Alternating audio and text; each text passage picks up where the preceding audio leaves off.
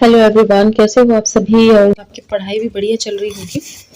आ- आज हम कंप्यूटर की हमारी नेक्स्ट क्लास लेकर आए हैं जिसपे कल हमने पढ़ा हुआ था, इंटरनेट का इतिहास देखा था और इसके अलावा कुछ यूआरएल्स हमने देखे हुए थे, है ना। तो यूआरएल का हमने पढ़ लिया था पूरा। बस इसकी कुछ विशेषताएं रह गई थी, वो आज हम देख लेते हैं। ठीक है, तो विशेषताएं क्या थी यूआरएल की? 24/7 चलता है एवं हार्डवेयर फेल हो जाने पर भी सर्वर अपनी सेवाएं देता है। ठीक है, इसके बाद यह नेटवर्क को सिक्योरिटी प्रदान करता है। पावर सप्लाई बंद हो जाने पर सर्वर की वजह से नॉर्मल सिस्टम प्रभावित नहीं होता है। सर्वर की वजह से क्या नहीं होता है? नॉर्मल सिस्टम प्रभावित नहीं होता है। अब है सब डोमेन। क्या होता है सब डोमेन? समझ लो, डोमेन हमने कल देख लिया था, सब डोमेन देख लेते हैं। www एक इंफॉर्मेशन स्टोरेज है। क्या है www? एक इंफॉर्मेशन स्टोरेज है। ठीक है, स्टोरेज मतलब जानकारियों का संग्रह है। ठीक है, top level domain, domain suffix. ठीक है, डॉट कॉम वाला भाग डोमेन सफिक्स अथवा डोमेन TLD, इसे डोमेन एक्सटेंशन भी कहते हैं।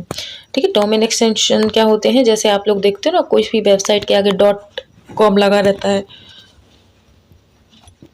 फिर कहीं डॉट इन होगा, कभी .co.in होगा, कभी .net होगा। ये दिए हुए ना यहाँ पे, ये सारे आपके क्या आ जाएंगे?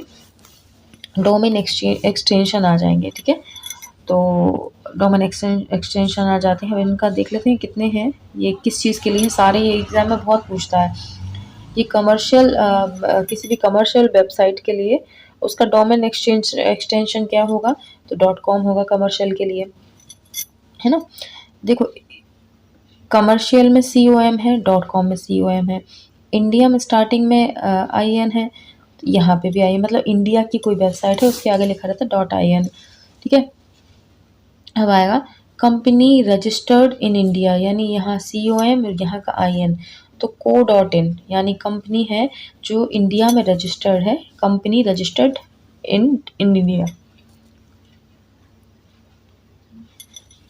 इसके बाद गेटवे और होस्ट, गेटवे और होस्ट इसको ज़रूर अलग से याद करना पड़ेगा, .net हो जाता है। ठीक है, इसके बाद ORG, ORG किसके लिए होता है? आपके नॉन प्रोफाइल ऑर्गेनाइजेशन, ऑर्गेनाइजेशन में ORG होता है तो इसमें ORG हो जाएगा।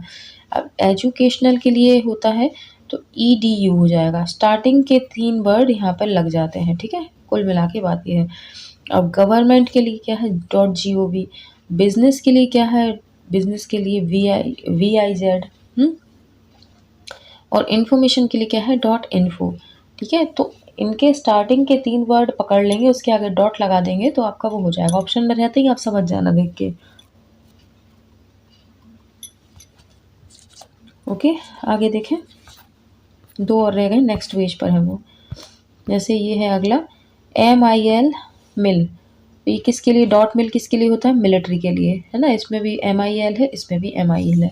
ठीक है, मिलिट्री के लिए क्या हो जाएगा? MIL। इसके बाद private limited company, private limited company के लिए क्या आ जाएगा? .LTD। ये लिमिटेड में दिया हुआ है ना, LI, है ना। तो लिमिटेड का L, ये L, फिर ये T और ये D, LTD। ठीक है, ऐसे लगा लेंगे। नेक्स्ट देखेंगे प्रकार, प्रकार देखते हैं हम इसके। एक होता है वेब सर्वर। ठीक है, वेब सर्वर यह वेबसाइट चलाने का काम करता है। वेब सर्वर का काम क्या होता है? वेबसाइट चलाने का काम करता है वेब सर्वर। अब FTP सर्वर क्या करता है? यह फाइल ट्रांसफ़र करने का काम करता है। FTP अपन ने कल ही पढ़ा था ना कि FTP क्या करता है? File transport limit protocol, file transfer protocol को FTP बोला जाता है। इसके बाद एप्लीकेशन सर्वर को क्या बोलते हैं? यह ऐप को चलाने के लिए आवश्यक होता है। किसी भी ऐप को चलाने के लिए किस ऐप सर्वर का उपयोग होता है? एप्लीकेशन सर्वर का। ठीक है, देखो यहाँ पे वेब सर्वर दिया हुआ है यानी वेबसाइट चलाने के लिए। क्वेश्चन में ये आंसर है ना। FTP फाइल ट्रांसफ़र करने के लिए, F का फाइल, T का आपका ट्रांसफ़र। ठीक है, एप्लीकेशन के लिए ऐप। ठीक है, एप्लीकेशन का ऐप आ जाएगा। अब इसमें है प्रॉक्सी सर्वर। यह उपयोगकर्ता व इंटरनेट के बीच गेटवे का कार्य करता है। ये ज़रूर अलग से याद करना पड़ेगा, प्रॉक्सी। इसके बाद आता है फाइल सर्वर। अब फाइल सर्वर को कैसे अपन डिनोट करते हैं?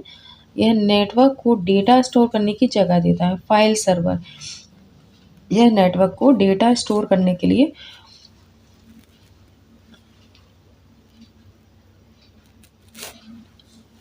ठीक है क्या देता है? जगह देता है। File server. अच्छा, फाइल में क्या करते हैं अपन लोग? डेटा को स्टोर करके रखते हैं। हम कुछ भी लिखते हैं, पेजेस में कुछ भी लिख रहे हैं, डेटा लिख रहे हैं, तो हम उसको फाइल में ही फिर स्टोर करके रखते हैं, बढ़िया पैक करके रख देते हैं अलमारी में, फाइल के अंदर डॉक्यूमेंट जो भी होते हैं। तो स्टोरेज का ही काम कर रहा है। तो फाइल सर्वर में क्या आ जाएगा? डेटा स्टोर करने का काम आ जाएगा। अब आता है डेटाबेस सर्वर। यह कंप्यूटर में डेटाबेस से डेटा एक्सेस करने की मदद करता है। पूरा डेटाबेस है, उसमें से डेटा एक्सेस करने में मदद करता है, तो डेटाबेस सर्वर। इसके बाद मेल सर्वर। यह ईमेल संभालने का काम करता है, मेल सर्वर। क्वेश्चन में ही आपके आंसर है, आप देख के आराम से लगा सकते हो, फिर भी एक नज़र अच्छे से देख लेना इसको। अब आता है इंटरनेट हेतु कुछ डिवाइसेस होती हैं, वो अपन देखते हैं कितनी कितनी डिवाइसेस हैं। ठीक है, मुझे पता है आप लोगों को, कई लोगों को कंप्यूटर बड़ा बोर लग रहा होगा, बहुत बोरिंग सब्जेक्ट है ना। लेकिन आप लोगों को बता दूं कि आप लोगों को बोर इसलिए लग रहा है क्योंकि आप लोग क्या है, प्रैक्टिकल नहीं करके देखा उस चीज़ को। अगर प्रैक्टिकल करते हो ना, तो साइंस हुआ, कंप्यूटर हुआ, जिनमें प्रैक्टिकल हमको बिल्कुल सामने करने को मिलता है, बहुत इंटरेस्टिंग लगता है सब्जेक्ट, है ना। मुझे बड़ा साइंस पसंद था, मेरा सब्जेक्ट साइंस ही रहा है, बैकग्राउंड मेरा, तो मुझे साइंस बड़ा पसंद है क्योंकि ना उसमें प्रैक्टिकल कराते थे सामने से, क्या हो रहा है, केमिकल्स को कैसे यूज़ कर रहे हैं, सब सामने होता था ना, तो बड़ा अच्छा लगता था कि हाँ भाई देख रहे हैं आँखों के सामने, तो इंटरेस्ट ऑटोमेटिक आता था। ऐसी कंप्यूटर है, आप उसको जितना हाथ से चलाओगे, आपको क्या उतना इंटरेस्ट आएगा, उसमें दिखेगा प्रमाण कि हाँ ऐसा करने से ऐसा होता है। तो अगर बोरियत हो रही है ना, तो वही मैंने कहा है कि थोड़ा प्रैक्टिकल करके देखना, तो अच्छे से बहुत मज़ा आएगा पढ़ने में फिर, है ना। लेकिन अब जैसा भी सब्जेक्ट है, पढ़ना तो पड़ेगा भैया, है ना। क्योंकि कंप्यूटर, मैथ और आपका रीजनिंग मैंने बताया था, ये क्या है, नंबर गेनिंग स्कोर होते हैं। क्योंकि इन जो चैप्टर्स होते हैं, इन पॉइंट्स होते हैं ना, इनको सब्जेक्ट को अधिकतर लोग छोड़ देते हैं, और अगर वो आपने पकड़ लिया तो फिर तो आपके नंबर ऑटोमेटिक बढ़ेंगे, उन लोगों से तो एक्स्ट्रा ही होंगे ना जो छोड़ देते हैं, है ना। तो चलो भाई, अब देखते हैं अपन इंटरनेट हेतु डिवाइसेस कौन कौन सी हैं।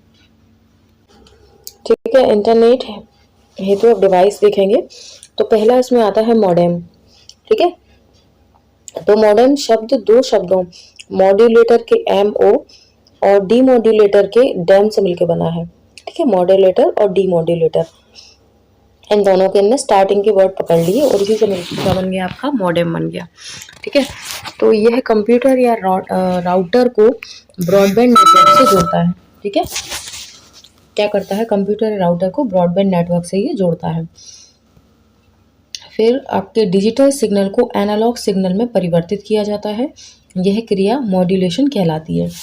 क्या होता है, जो डिजिटल सिग्नल्स होते हैं कंप्यूटर के लिए, ठीक है, उनको क्या करता है, ये एनालॉग सिग्नल में परिवर्तित कर देता है। ठीक है, और यह क्रिया क्या कहलाती है, आपकी मॉड्यूलेशन कहलाती है।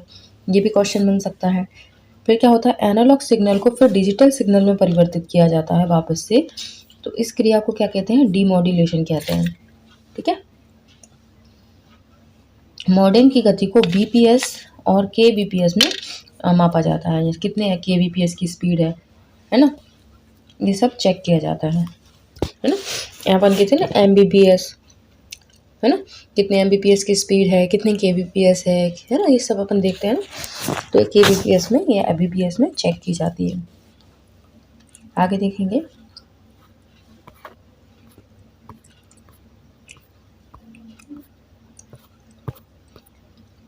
नेक्स्ट है मल्टीप्लेक्सर।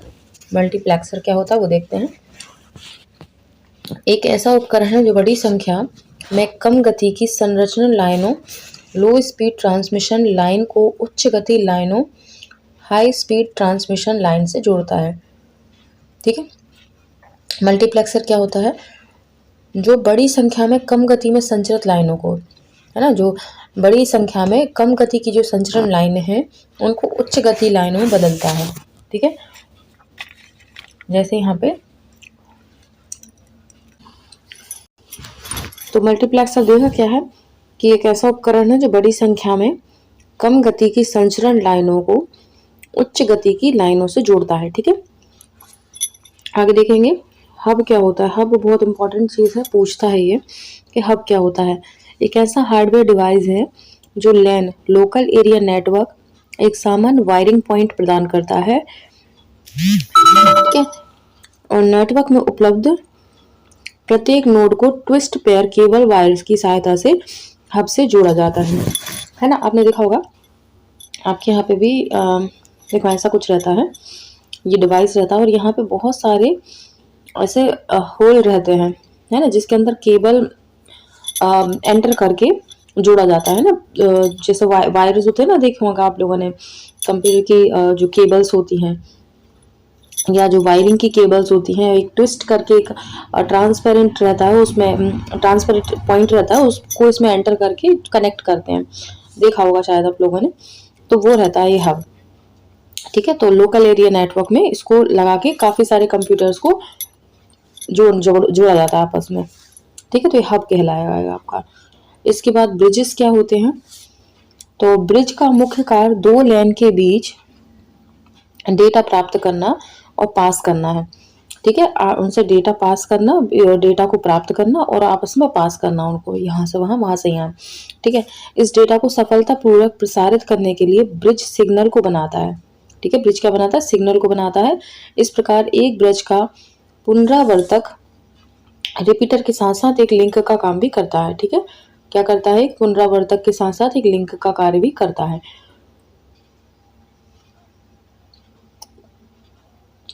देखो अगर आप लोगों को इसका डिटेल नहीं पता है, मान लो आपने नहीं पता है कभी भी, बहुत लोग होते हैं जिनको नहीं सुना, पहली बार सुनते हैं नाम, तो ज़्यादा इसमें कुछ याद मत रखो, बस ये याद रख लो कि ब्रिज है, इसका काम क्या है, बस ये पूछ सकता है आपसे कि ब्रिज होता है उसका काम क्या है, तो बस इतना याद रख लो आप लोग। ठीक है, क्या करता है ये, डेटा को सफलतापूर्वक प्रसारित करता है लैन के बीच के डाटा को, है ना। बस इसकी डेफिनेशन टाइप में याद रख लो, बस ये पूछेगा, इसमें ज़्यादा डिटेल नहीं जाना अपन को। अब इंटरनेट से जुड़े कुछ टूल्स हैं उनको और देख लो, जैसे हाइपर लिंक है, टेक्स्ट मीडिया। ठीक है, हाइपर लिंक टेक्स्ट मीडिया। ठीक है, हाइपर लिंक क्या होता है देख लो। हाइपर लिंक का कार्य एक वेब पेज को दूसरे वेब पेज के साथ कनेक्ट करना होता है। ठीक है, एक वेब पेज को दूसरे वेब पेज के साथ कनेक्ट करना होता है हाइपर लिंक का काम। आगे देखेंगे इसको।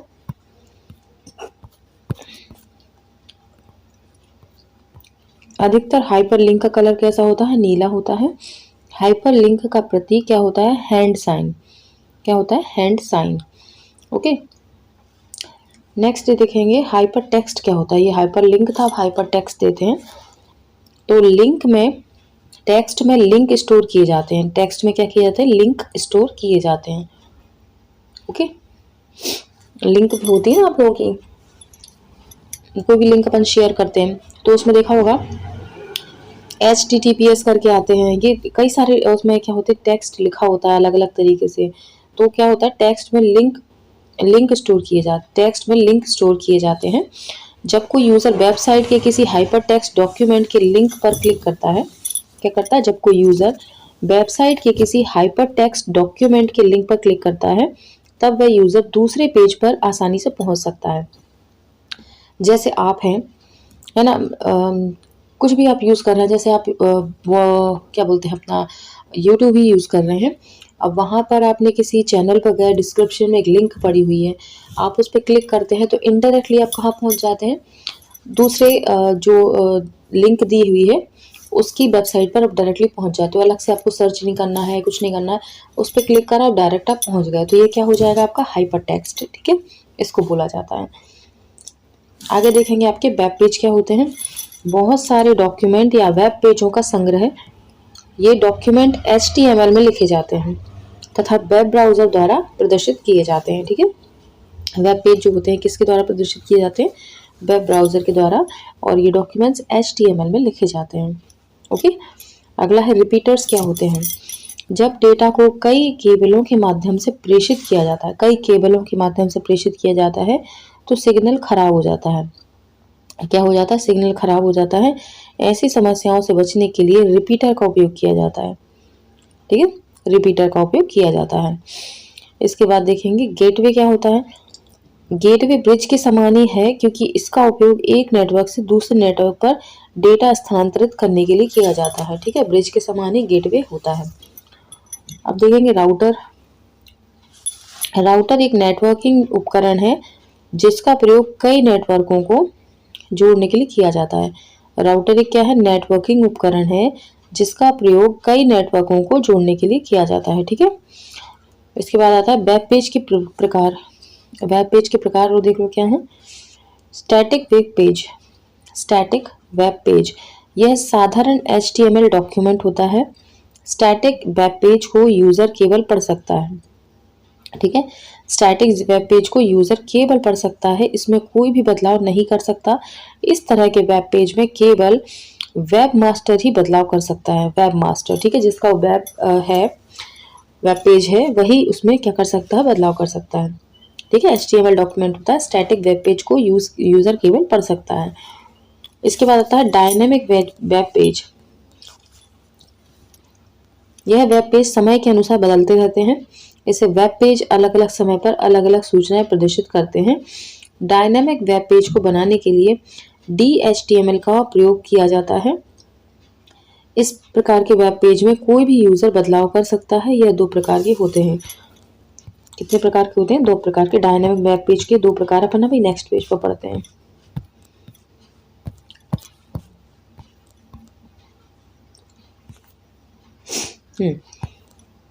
वेब पेज,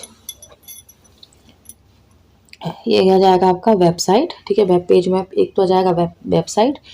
वेबसाइट वेब पेजों का संग्रह होता है। ठीक है, जिसमें सभी वेब पेज एक दूसरे से जुड़ते हैं। सभी क्या करते हैं, वेब पेज एक दूसरे से जुड़ते हैं। कोई भी वेबसाइट का पहला पेज होम पेज कहलाता है। वेबसाइट बनाने में कंप्यूटर भाषा जैसे HTML, CSS, JS, PHP आदि का उपयोग किया जाता है। ठीक है, वेबसाइट बनाने के लिए इतनी प्रकार की जो लैंग्वेज है उनमें होता है। HTML में, CSS में, JS में या PHP में आदि में उपयोग होता है। अगला देखेंगे आपका, अब आता है आपका वेब ब्राउज़र। ठीक है, ये क्या था आपका वेबसाइट, अब आया वेब ब्राउज़र। और ये किसके अंतर्गत आ रहे हैं दोनों। ठीक है, आगे देखेंगे वेब ब्राउज़र क्या होता है। देखो, वेब ब्राउज़र एक एप्लीकेशन है जिसका प्रयोग www कंटेंट को ढूंढने व प्रदर्शित करने में होता है।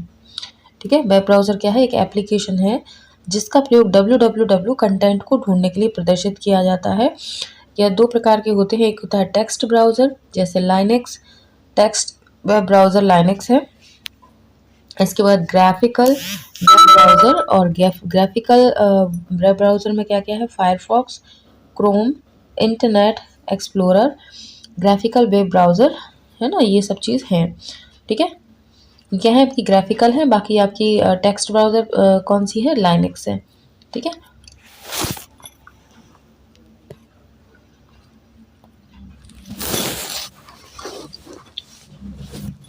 अब यहाँ पे वेब ब्राउज़र के बारे में जानकारी दी हुई है कौन कौन सी है।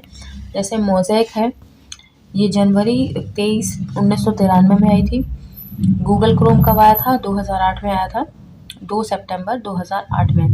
जो हम गूगल क्रोम यूज़ करते हैं ना, ये कब आया था आपके 2 सितंबर 2008 में आया हुआ था। इसके बाद मोज़िला फायरफॉक्स कब था, 23 सितंबर 2022। ठीक है, इसके बाद सफारी, एक सेकेंड है। तो इसमें देखो क्या बताया, मोज़ेक का क्या बताया हुआ है, जनवरी 23, 1993। ठीक है, गूगल क्रोम 2 सितंबर 2008। ठीक है, गूगल क्रोम कब आया, 2008। मोज़िला फायरफॉक्स जो है 23 सितंबर 2022। ठीक है, एंड ओपन सोर्स ब्राउज़र। ठीक है, इसके बाद सफारी जो है 7 जनवरी 2003 एप्पल कंपनी के द्वारा। इसके बाद इंटरनेट एक्सप्लोरर कब आया, 16 अगस्त 1995। माइक्रोसॉफ्ट एज जुलाई 29, 2015। ओपेरा 10 अप्रैल 1995। और आपके पास स्लिम ब्राउज़र जनवरी 13, 2021। और मैक्सन 2002 चाइना में, ठीक है। UC browser March 24 2017 China and Indonesia के द्वारा। Currently ban in India, India में अभी यूसी ब्राउज़र क्या चल रहा है, बैन चल रहा है। तो देखो इतना कुछ डेट वगैरह नहीं पूछेगा, इतना हाई लेवल अपना आने वाला नहीं है, बस आपसे सर्च इंजन पूछ सकते हैं। तो ये सर्च इंजन आप याद कर लेना, ठीक है। कौन कौन से होते हैं सर्च इंजन, ये देख लेना एक बार। अब हम लोग वेब एड्रेस देखते हैं। अपन अब वेब एड्रेस देखते हैं। वेब एड्रेस को यूआरएल यूनिफॉर्म रिसोर्स लोकेटर भी कहते हैं, ठीक है। यूआरएल का फुल फॉर्म पूछता है क्या होता है, तो यूनिफॉर्म रिसोर्स लोकेटर इसका फुल फॉर्म है। और यूआरएल इंटरनेट से जुड़े हुए होस्ट कंप्यूटर पर फाइलों के इंटरनेट एड्रेस को दर्शाते हैं, ठीक है। फाइलों के इंटरनेट एड्रेस को दर्शाते हैं यूआरएल, ठीक है। HTTP जैसे ये लिखा हुआ एग्जाम्पल दिया हुआ है HTTP, ये देखिए, ठीक है। ये दिया हुआ ना पूरा आपको google.com सर्विसेज इंडेक्स HTML, ये सारा जो दिया हुआ है ये क्या होगा, आपका URL कहलाता है, ठीक है। HTTP कहाँ क्या है, यहाँ पर प्रोटोकॉल आइडेंटिफायर, प्रोटोकॉल क्या है, आइडेंटिफायर आपका HTTP हो जाएगा। फिर www क्या है आपका वर्ल्ड वाइड वेब, google.com क्या है आपका डोमेन नेम, ये अपन ने कल देखा था, है ना।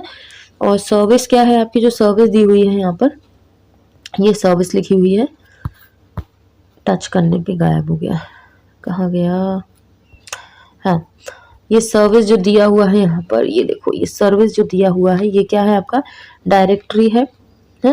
इसके बाद आपका इंडेक्स HTML जो है वो क्या है आपका वेब पेज है, ठीक है। तो सबका मिलकर ये क्या बन जाता है आपका एड्रेस, URL बन जाता है आपका, ठीक है।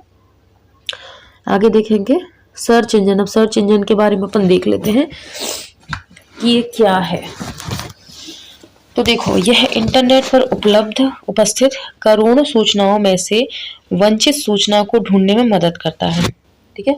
जैसे हमारे सामने इंटरनेट हमने खोला तो काफ़ी सारी जानकारी आ गई, लेकिन वो जानकारी नहीं आई जो हमें चाहिए, तो हम क्या करते हैं, फिर सर्च इंजन की हेल्प लेते हैं और फिर हम मैनुअली सर्च करते हैं उसको, ठीक है।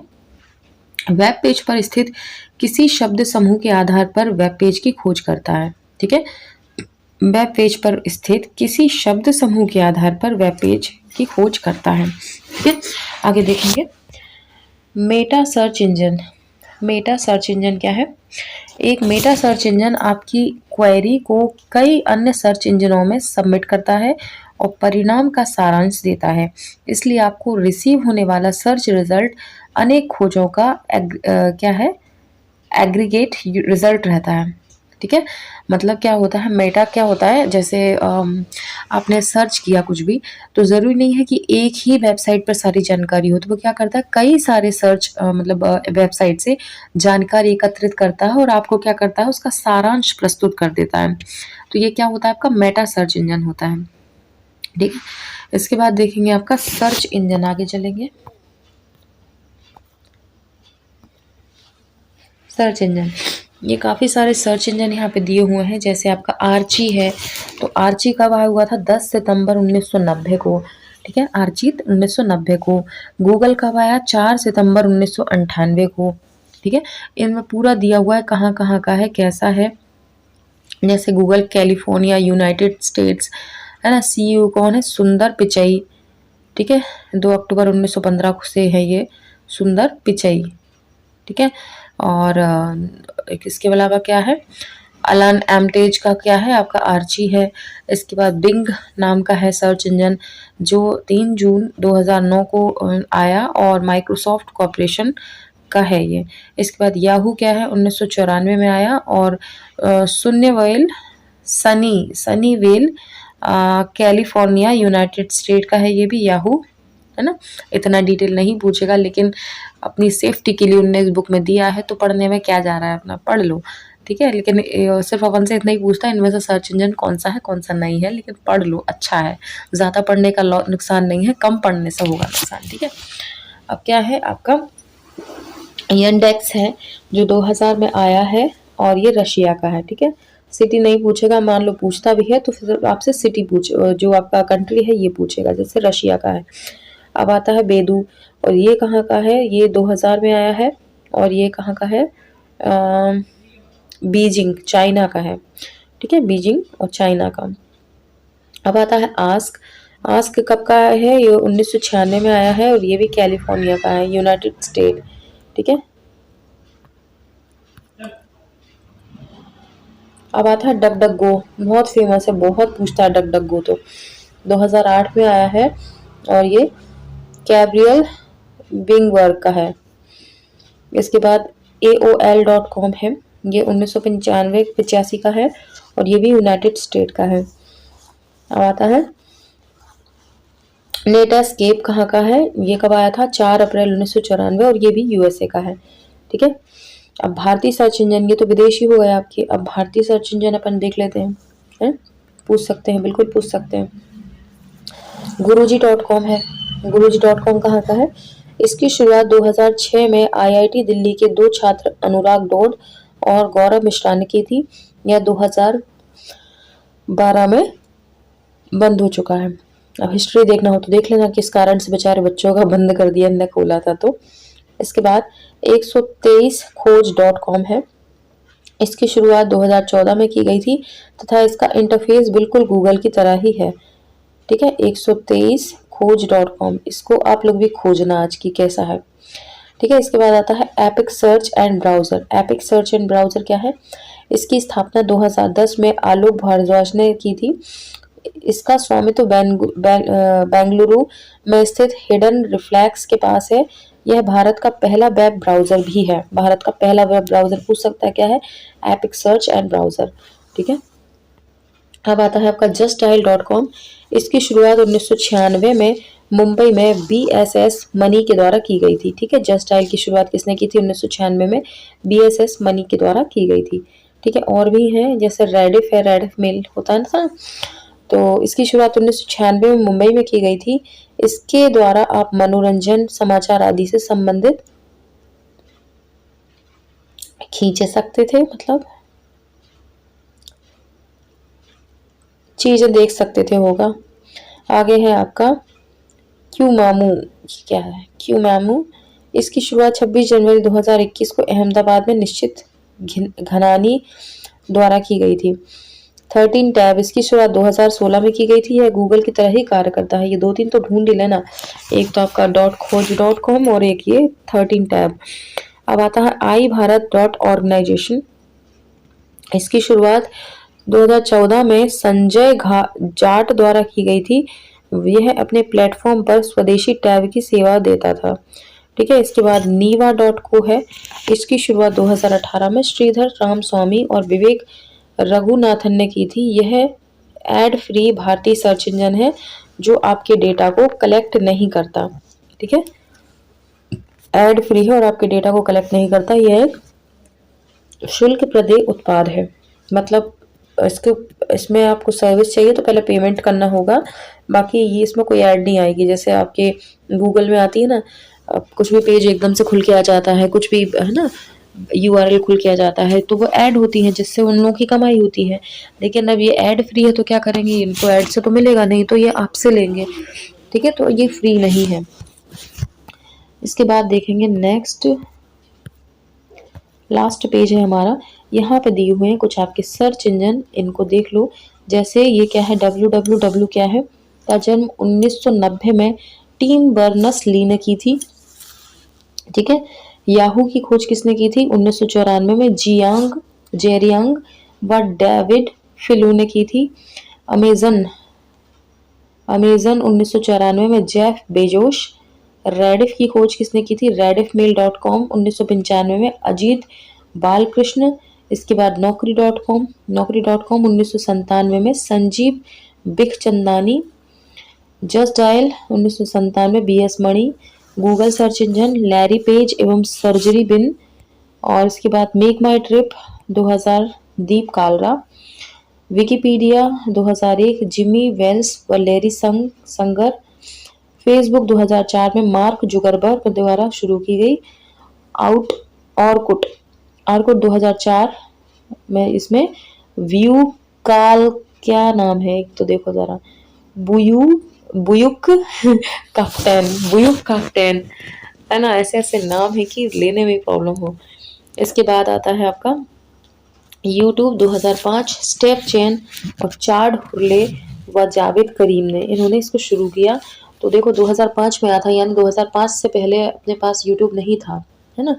इंस्टाग्राम 2006 में केविन सिस्ट्रोम व माइक किरीजर द्वारा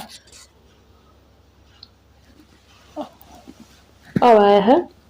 विकीलीक 2016 में जूलियन अंसारे। ट्विटर 2006 में, यानी 2006 में ट्विटर और इंस्टाग्राम दोनों ही आए, और 2005 में याहू। खास तो देख ही लेना। Meta platform Inc 2021 Mark Zuckerberg के द्वारा। मेटा लिखा था ना, मेटा आपके यूट्यूब पर भी, सॉरी आपके व्हाट्सएप पर भी लिखा आता है, आपकी कई सारी जगह पर, हाँ इंस्टाग्राम पर आता है, ठीक है। इसके बाद गूगल प्लस 2011, है ना। तो ये क्या है, लैरी पेज एवं सर्जरी बिन ने किया। आपका फ्लिपकार्ट 2007 सचिन बंसल व बिनी बंसल के द्वारा, है ना। बंसल्स ने मतलब शुरू किया है आपका फ्लिपकार्ट। और व्हाट्सएप 2009 में आया, ब्रायन एक्टर व जॉन क्राउन। हम जो व्हाट्सएप के बिना आप जी नहीं सकते ना, ये कब आया था, 2009 में। पेटीएम 2010 में विजय शेखर शर्मा के द्वारा आया। इसके बाद स्नैपडील 2010 में रोहित बंसल।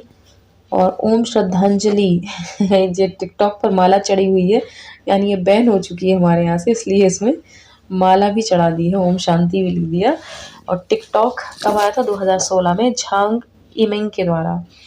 इसके बाद भीम यूपीआई आई थी, भारत इंटरफेस फॉर मनी 2016 में भारतीय राष्ट्रीय भुगतान निगम एनपीसीआई, ठीक है, इसके द्वारा। तो हमारा इति समाप्तम, हमारा ये जो है आज का सेशन जो है ख़त्म होता है।